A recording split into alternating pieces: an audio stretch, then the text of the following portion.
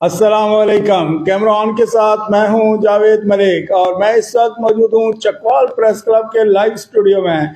और मेरे साथ मौजूद हैं सीनियर साफ़ी, 6 किताबों के मुसन्निफ ख्वाजा बाबर सलीम, जो किसी तारफ के मोहताज नहीं है। इनके 40 साल सहाफ़ती कैरियर पर हम एक साथ नशर करें। आज इस सिलसिले की किस्त नंबर 175 आपकी खिदमत में पेश की जाएगी। खाई साहब, पंजाब काबीना के अंदर तोसी हुई है एक बार फिर, लेकिन चकवाल को एक बार फिर नज़रअंदाज कर दिया गया। महाराज जी, ये फिर नाम, बल्कि ये ब्रेकिंग खबर भी उधर चली कि भाई चौधरी आदर सुल्तान को जिम्मेदारी मिलने का इम्कान। तो तनवीर असलम तो वैसे ही फेवरेट चले आ रहे थे पिछले उसमें, तो ये बिल्कुल ऐसे और बिल्कुल ये जोश उम्मीद है कि भाई दोनों वो कहते हैं शेरवानियाँ दोनों ने सिलवाई हुई थी, तनवीर असलम सेठी भी और आदर सुल्तान ने भी। वो 12 देखो ये अमूमन फिर यही होता है, अगर जब आप वो कहते हैं ना दो सींग टकरा जाए आपस में, तो वो कहते हैं जी वो खतरा जी पार्टी में भी, अगर एक को अभी ले लिया तो दूसरा जो है ना, तो वो मेरा जो अंदाजा यही है कि ये चकवाल बड़ी बदबख्ती और बदकिस्मती है। लेकिन ये अभी ये चकवाल बिल्कुल लुगा लग रहा है। अभी देख लें, बिल्कुल 2 साल हो गए हैं, 24 भी गुजर गया, 25 भी, अवामी नुमाइंदों की सुनवाई कोई नहीं है। आप सारा देख लें, बड़े इशूज पैदा हो रहे हैं, मगर वो आगे छलांग लगा के बोट चौक पहुँच गए, उधर नहीं, मेजर दायर बैठे हुए हैं, एक बात है।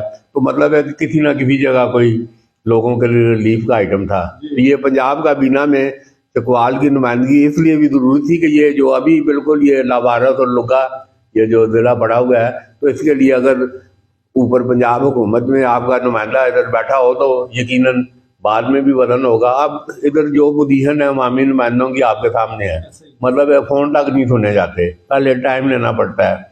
कोई डीसी हालांकि सरकारी मुलाजम है, मतलब है कि वो जमहूरी निज़ाम में वो पाबंद है कि वो इनके हर मामले में मुशावरत करे और इनकी बात को वजन दे जो एक उसमें। तो ये अभी 12 माहौल ऊपर से ही सिग्नल है कि भाई इनको पास ही रखें। तो वो उस हवाले से ये चकवाल को ये उस वक्त जो नज़रअंदाज हुए हैं, तो वो अभी फिर वो कहते तनवीर असलम सेठी, वो कहा जी ये हमदा शबीरी का बंदा है, हमदा शहबाज का बंदा है जी। जो फिर वो कहते हैं ना ये too many mouth too many word, तो वो क्या असर आई और फिर ऐसे अपनी तशरीहें शुरू हो जाती हैं। दोबारा ये एक बिल्कुल उसमें फार्म 47 का भी बड़ा अमल है।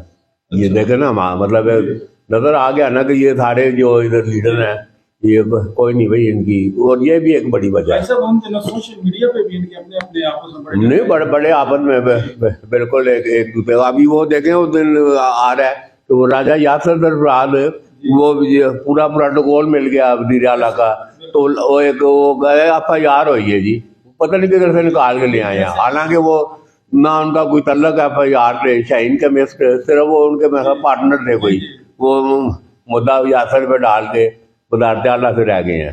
तो ये बात हम देखा नहीं, वज़ीर आला होते तो मैं कहता हूँ एक मतलब अच्छे इम्कान आते। तो बहरहाल जी ये अभी चल रहा है, तो ये 24 भी खाली चला गया है। नुमाइंदों को पंजाब काबीना में और बाकी में कोई बिल्कुल दूर तक उसमें नहीं है। तो ये बहरहाल आगे चल के हम जानेंगे कि ये काफ़ी मतलब है कि ये अभी जिस तरह मामला जा रहे हैं, कोई मतलब है उसमें मुंतखब नुमाइंदे भी आ गए हैं, मगर मुंतखब नुमाइंदों की कोई दादरती नहीं होती।